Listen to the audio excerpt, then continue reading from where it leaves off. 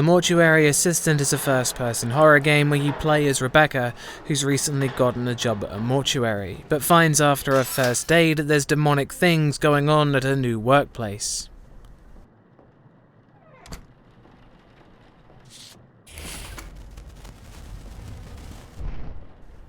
Atmosphere. One of the most obvious things is suspense and tension around dealing with dead bodies. It's so obvious that something is going to happen with them, and it's just a case of when. The unpleasant actions you have to perform to embalm the bodies is grim in itself, and the more you play the game, the more you get used to it. It takes your mind off of things going on around you as you focus on the task at hand. After the first few demonic events, you're spending the rest of the game paranoid, waiting for the next thing to happen. Really, all the game uses is suspense and paranoia, but it does it to such great effect because of the unique scares. Really, it's a circle. Something happens, the tension rises, then something else happens, and the tension rises again. That's one Harry Mason. Rebecca!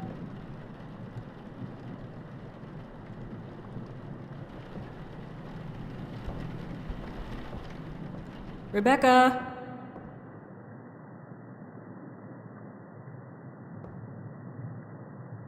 Rebecca!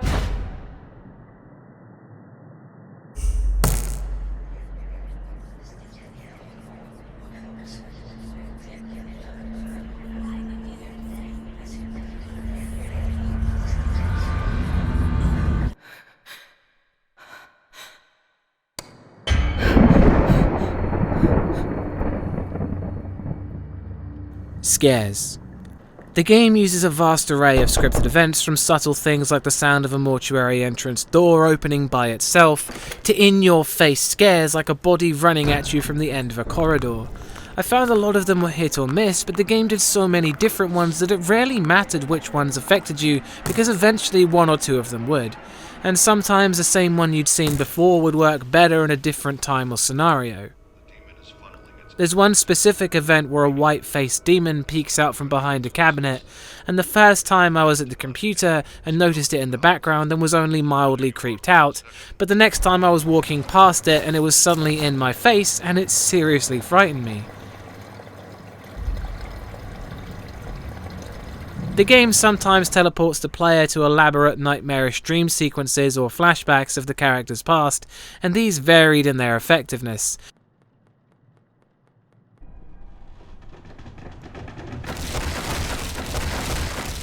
There's a lot of cliché elements in some of these, and things borrowed directly from horror films, but it's fun to see them added to the impressive roster of scares nonetheless. The game's randomized events lead to the morbid curiosity of seeing more, and after playing the game through 4 times, I saw very few repeating events. The problem, however, with randomized events is that your mileage may vary. My first time was underwhelming, but the second time was fantastic, as was the third. And seemingly nothing much happened the 4th time at all. It's luck of the draw what events you see and how many of them you see. That's 2 Harry Masons.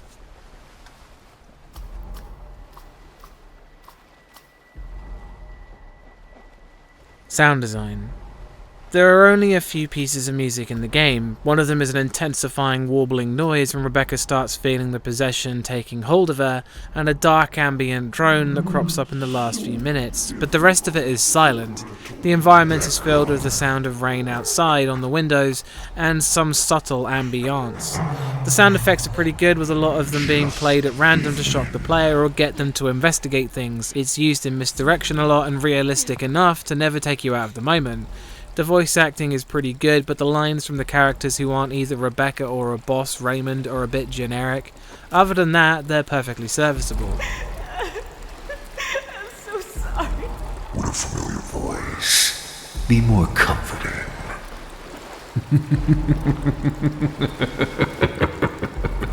Just let me The directional audio is okay, but the range on things is pretty weak, with things that are exceptionally loud like the mortuary pump fading out to nothing by walking just a few steps away. It's not a deal breaker, it's just a little odd.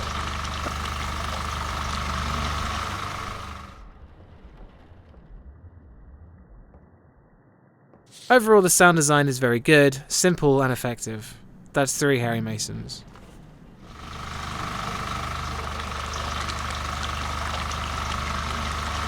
Gore.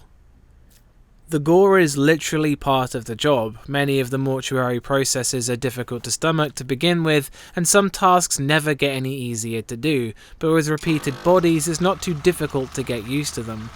The bodies themselves are realistic, unflattering and uncompromising, with various blemishes and cold dead eyes as the game makes you do things properly. The gore is really in the background of everything else. Besides demonic possessions, you've got a job to do. That's 4 Harry Masons.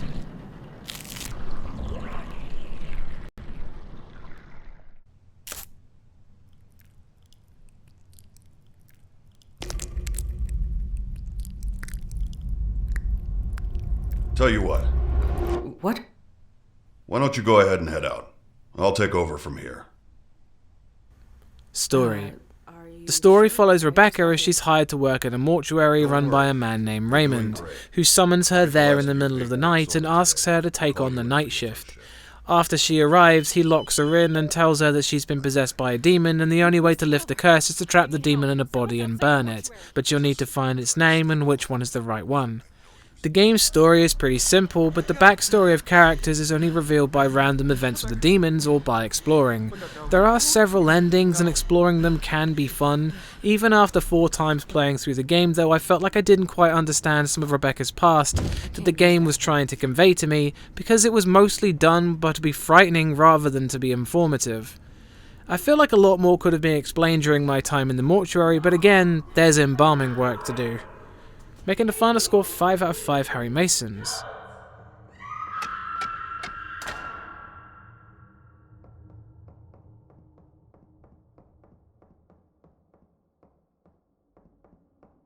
It doesn't do any one thing extremely well and scattershots most of it, but through that it's done a great job overall.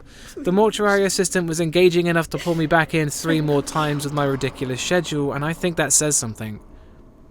Again, I'd like to remind you this whole thing is down to my opinion in horror games, and if you don't share this opinion then that's cool, I get it. There will be more horror reviews in the pipeline, and thanks for watching, and also go check out Bumps in the Middle of the Night. Peace.